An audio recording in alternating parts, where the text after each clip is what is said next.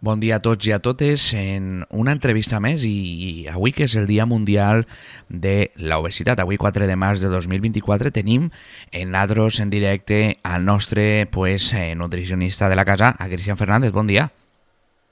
Bon dia, Cristian. Bon dia a tots els oients.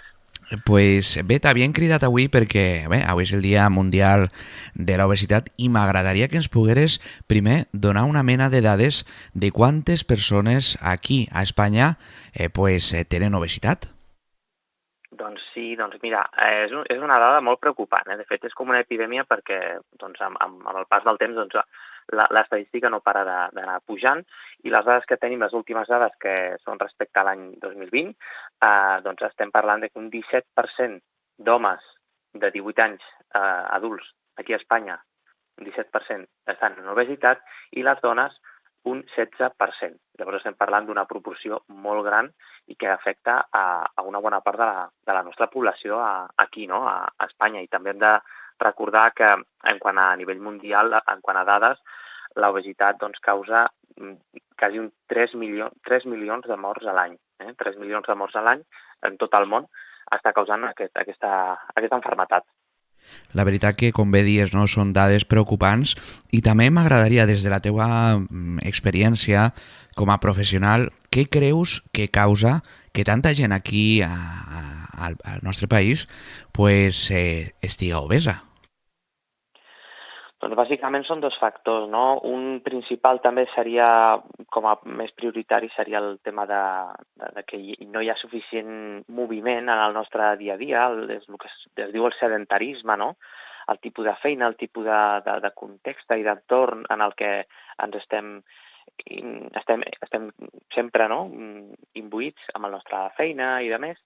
Això fa que no ens moguem gaire i que després hi ha una altra part també molt important que és l'alimentació, no? També l'alimentació al final estem basant-nos més en aliments que són més processats, amb més sucres, productes més refinats també, que aporten moltes calories, molta energia, però gairebé no aporten tampoc nutrients.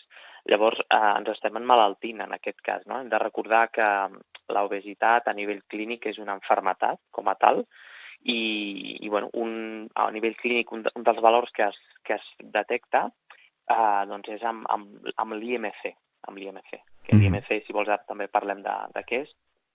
Sí, la veritat que sí. També m'agradaria que ens pogués explicar, a part de l'IMC, també quin impacte té l'obesitat, sobretot en la salut física i també molt important en la salut mental. Sí. Bueno, a nivell físic, doncs, tot el que sigui una obesitat, hem d'entendre que al ser una malaltia el cos s'inflama, ja pel propi pes i per la pròpia pressió, i normalment apareixen moltes malalties associades a aquesta obesitat. Particularment solen ser malalties cardiovasculars també, i bueno, a vegades doncs, es comença primer començo a tindre hipertensió, començo a tindre també el colesterol alt, o em surt també una analítica als triglicèrids. Són cosetes així que ja ens van avisant de que si estem amb sobrepès o amb obesitat, doncs que hem d'anar amb cuidado perquè després pot anar a més, no? Sí, la veritat que n'hi ha que tindre molt de compte, sobretot el tema del sedentarisme, i també explica'm un poquet això de l'IMC. Sí, doncs l'IMC és un índex que s'agafa com una base, no? Que és l'índex de massa muscular. Llavors, el que fa és una medició molt simple i molt ràpida per determinar en quin nivell està, si està amb pes ideal, amb baix pes, en sobrepès, en obesitat. I dintre de l'obesitat també hem de recordar que hi ha diferents tipus d'obesitat, que tampoc a nivell clínic és el mateix estar en una obesitat tipus 1, que també és dolenta, però és que pots estar inclús en una 2, en una 3 o en una 4, no? I en cada nivell, en cada escala, es va empitjorant molt o tenim com a més papeletes de que ens pugui causar o trobar-nos amb alguna malaltia.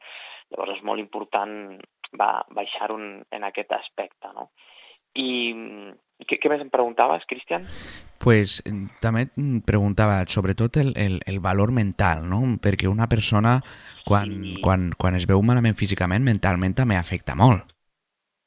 Clar, afecta molt perquè doncs, és això, és gestionar unes emocions que hi ha vers també l'alimentació, el context que hi ha social tampoc ens ajuda, no? Estem totalment imbuïts amb molta informació, doncs això, doncs, promovent també més el sedentarisme que no l'activitat física, promovent més el menjar malament que no el menjar saludable, i tot això té un impacte en la que la persona doncs, no és només l'obesitat que aquella persona té, sinó tot el que experimenta al seu voltant és que no li està ajudant, no?, en aquest sentit. Llavors, a vegades es requereix doncs, ajuda, no?, en aquest cas professional, doncs, perquè aquest canvi o aquesta transformació doncs, pugui ser molt més lleugera. La veritat, Cristian, hem parlat dels problemes que hi ha enfront a la obesitat, però ja que te tenim aquí, m'agradaria que ens pogueres explicar, no?, com podem fomentar aquests hàbits saludables, sobretot per a previndre l'obesitat, i també quins consells ens donaries per poder evitar-ho. Clar, doncs si és per previndre, doncs seria girar una mica, donar una volta a la truita, no?, del que hem parlat, no? Llavors, començar, per exemple, a tindre una bona alimentació, però clar, això realment perquè aquestes estadístiques que hem parlat al principi puguin anar millorant i no empitjorant com estan anant cada any, el que hem de fer és tindre una bona reeducació alimentària i una bona base ja des del principi, no? Ja els nostres infants, els nostres nens, inclús a l'escola, però a part de l'escola que també doncs, es van utilitzant o implementant algunes propostes, algunes idees, com, doncs mira, anem a menjar una miqueta més de fruita, de portar la carbanyola, o bé doncs, dintre dels dinars que proposen, doncs ja solen estar també guiats i regulats per algun dietista o nutricionista. També hem de fer aquest treball a casa, no?, que és on al final el nen o nena acaba agafant aquest hàbit d'alimentació. Llavors, el primer pas seria això, veure què estem fent nosaltres i què els estem mostrant també als nostres fills per anar inculcant una alimentació molt més saludable, molt més natural, molt més real, no? I sobretot on hauríem de començar és per evitar, com hem comentat, tots els aliments que són superflus, en aquest sentit que són processats, són refinats, que porten més sucres, olis o greixos refinats que tampoc són saludables, i tirar per una alimentació, doncs, com hem comentat, més natural, en la que es basi més en fruites, sobretot amb molta verdura, amb proteïna com la carn, ou, peix, llegums també, i una bona font de greixos saludables, no? En aquest cas doncs, podria ser també el peix blau, per exemple, podria ser l'oli d'oliva també, i llavors doncs, anar fent com aquesta combinació. Hidrats de carboni també podrem utilitzar, però sempre en funció de l'activitat física també. Aquí hi ha un punt molt important, quan parlem de l'hidrat de carboni, com el pa, pasta, arròs o patata, que si poden ser integrals, doncs poden estar bé, poden ser més saludables, però la quantitat que haurem de posar a la nostra alimentació sempre haurà d'anar envers amb l'activitat física que estiguem fent, no? Si tenim una vida més activa, doncs sí que podrem incloure més i no es veurà afectat amb el nostre pes, no pujarà, o la nostra composició corporal tampoc empitjorarà. Però si ens basem més en aliments més de cereals, pa, pasta, arròs, patata, menys de proteïna i més quantitat de greix, si el tema dels macronutrients no estan ben balancejats, tampoc ens ajudarà, no? Llavors, com a referència a nivell d'alimentació, el que he comentat, bona quantitat de verdura, fruita, carn, greix saludable i el que és l'hidrat de carboni, sempre que vagi en funció de l'activitat o l'exercici físic que fem en el nostre dia a dia. I després, com a segona recomanació, a part de l'alimentació que acabo de parlar, doncs sobretot tindre una vida molt més activa, no? Si som molt sedentaris i estem pràcticament 8 o 9 hores asseguts a l'oficina, doncs quasi serà obligatori fer una miqueta d'exercici físic, no? De sortir a córrer, de fer, doncs, per exemple, algunes caminates, fer exercici a casa, fer exercici també al gimnàs, fer algun tipus d'activitat extra. Si no fa falta fer com a activitat física com a tal, si ja són persones que tenim una activitat doncs, més moguda o una feina en la que requereix més energia, no? La veritat que són molt bons consells i sobretot per a la gent que pues, no té temps de sortir o estar tot el dia, perquè avui en dia estem tot el dia sentats, tot el dia a l'ordinador, tot el dia al mòbil, i això pues, realment és dolent, no? Perquè no ens movem i inclús tenim una alimentació que fem qualsevol cosa ràpida, fregida, i és dolent això. Exacte. Sí, són hàbits, al final són hàbits. El que hem de treballar, més que buscar fer una dieta o apuntar-nos al gimnàs durant una temporada per baixar de pes i fins l'estiu, per exemple, no?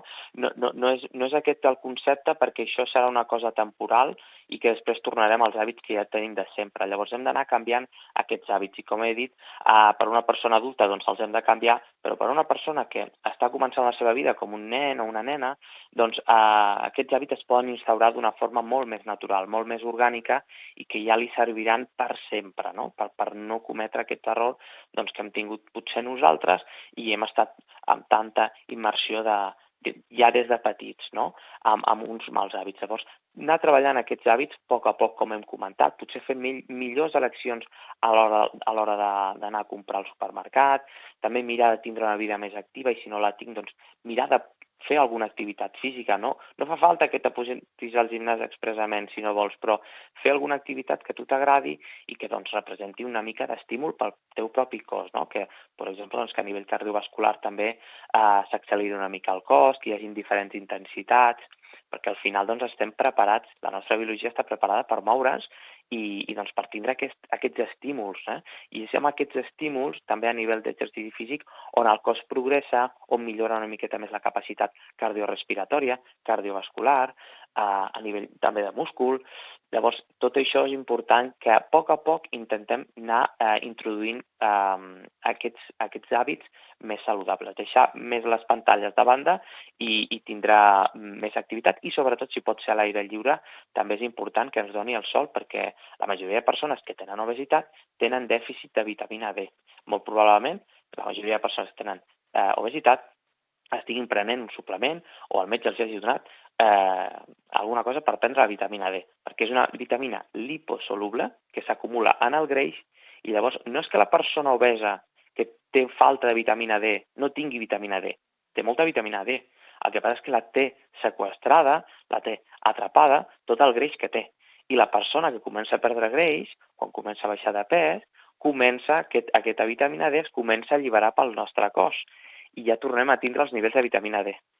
Això t'ho explico ara una mica com a curiositat, Sí. per si alguna persona li està passant, que probablement no és que no tingui suficient vitamina D, és que la té, però com és una vitamina liposoluble que es guarda en el greix corporal, doncs està guardada allà. I quan comença a perdre pes i es comença a alliberar aquest greix, s'allibera també amb el greix aquesta vitamina D i els nivells de vitamina D tornen a pujar. La veritat, Cristian, que curiós, no? Que la vitamina D pues, siga liposoluble i al final pues, vas adelgazant i esta vitamina D pues, se fica en els nivells correctes que necessites. Cristian, esperem que no te tinguen que trucar una altra vegada per a celebrar el Dia Internacional de l'Obesitat. Esperem que la gent siga més conscient, que siguem més conscients de que tenim que tindre uns bons hàbits i sobretot deixar de mirar les pantalles i fer més esport. Totalment, Cristian. Sí, és un plaer i qualsevol persona que vulgui estar en contacte amb mi o vulgui saber una mica més de nutrició, doncs em poden seguir també a Instagram, a Pierre de Barriga, i també tinc la pàgina web amb una newsletter que es diu pierdebarriga.com, on si deixen el seu correu electrònic aniran rebent consells també sobre pèrdua de pes molt interessants com els que hem parlat avui. Pues Cristian, de nou, moltes gràcies i no res, ens veiem d'aquí uns dies en una nova edició d'aquest programa de nutrició. Moltes gràcies. Moltes gràcies a tots. Gràcies.